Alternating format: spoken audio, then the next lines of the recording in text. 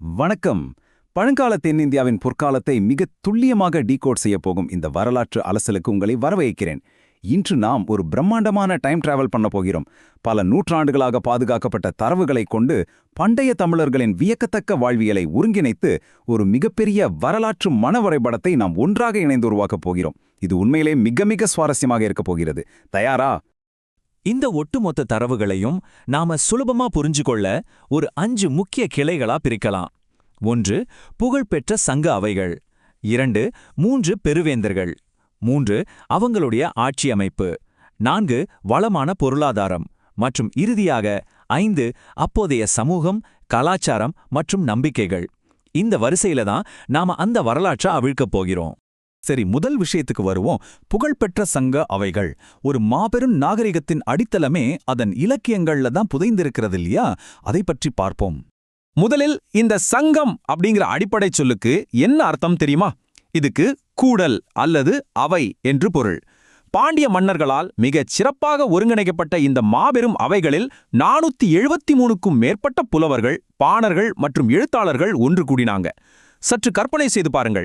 இத்தனை மாபெரும் அறிஞர்களை ஒரே இடத்தில் திரட்டியதென்பது அக்காலத்தில் எப்பேற்பட்ட ஒரு அறிவு சார்ந்த சாதனை.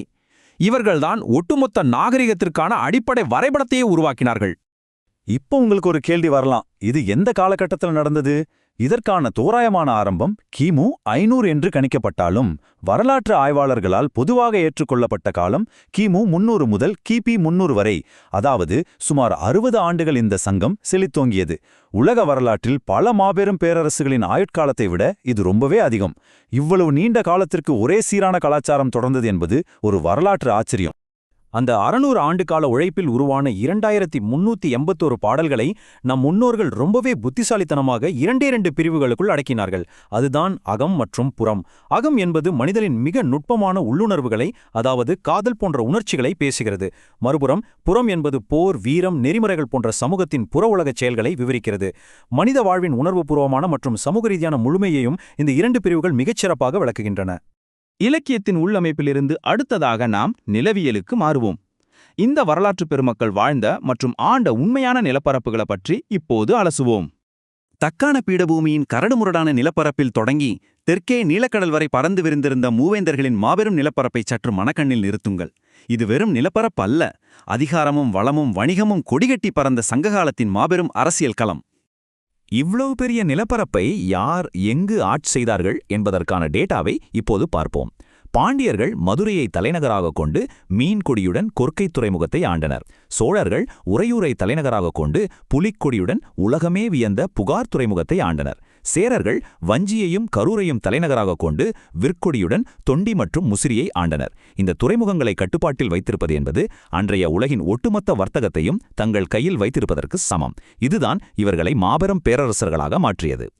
சரி, இவ்வளவு பெரிய நிலப்பரப்ப, இத்தனை பெரிய வளங்களை அவர்கள் எப்படி கட்டுப்படுத்தி நிர்வகித்தார்கள்? இந்த மாபெரும் அரசுகளின் நிர்வாக கட்டமைப்பு ரொம்பவே சுவாரஸ்யமானது. மையப்படுத்தப்பட்ட அதிகாரம் முதல் அடித்தட்டு மக்களின் கிராம சபை வரை ஒரு மிக தெளிவான நிர்வாக படிநிலையை அவர்கள் வைத்திருந்தார்கள்.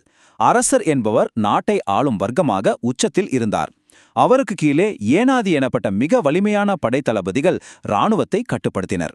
இது மட்டுமின்றி மன்னருக்கு தகவல்களை கொண்டு சேர்க்க ஒற்றர் எனப்படும் உளவுத்துறை மிக துல்லியமாக செயல்பட்டது.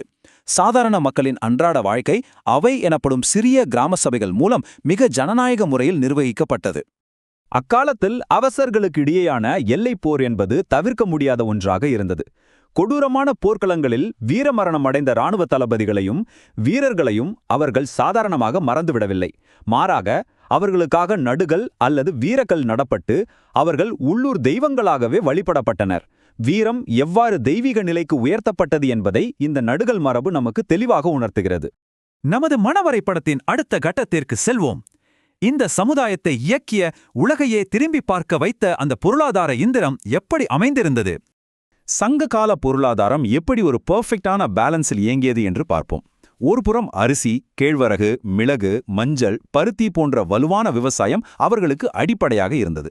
ஆனால் மறுபுறம் உலகளாவிய வணிகத்தை ஆதரிக்க தேவையான பிரம்மாண்டமான கப்பல் கட்டுதல், நுட்பமான ஆயுதம் செய்தல், துணி நெய்தல் மற்றும் மிக மேம்பட்ட உலோகம் ஊர்க்குதல் போன்ற உள்நாட்டு தொழில்களும் விவசாயத்தோடு சரிசமமாக போட்டியிட்டன.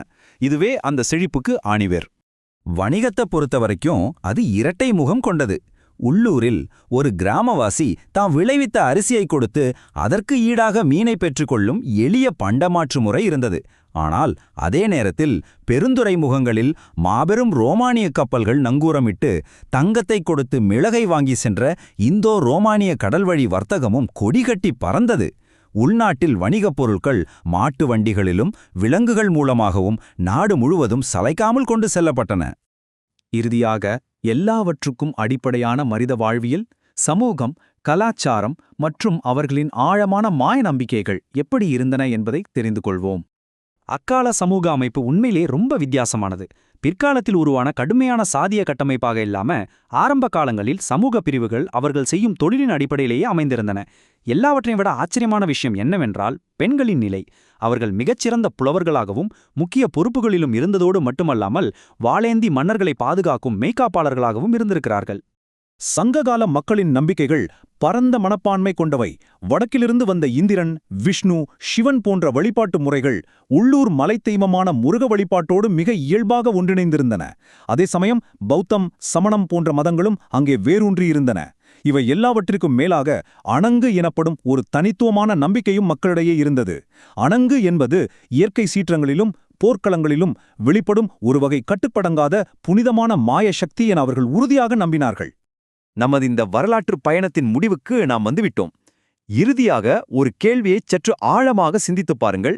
ஒரு காலத்தில் சிலரால் வெறும் கற்பனை தொன்மங்கள் என ஒதுக்கப்பட்ட இந்த பழங்கால கவிதைகள் இவ்வளவு செழிப்பான பிரம்மாண்டமான ஒரு நாகரிகத்தின் ஒட்டுமொத்த மன வரைபடத்தையும் எப்படி இவ்வளவு துல்லியமாக பாதுகாத்து வைத்திருக்கிறது?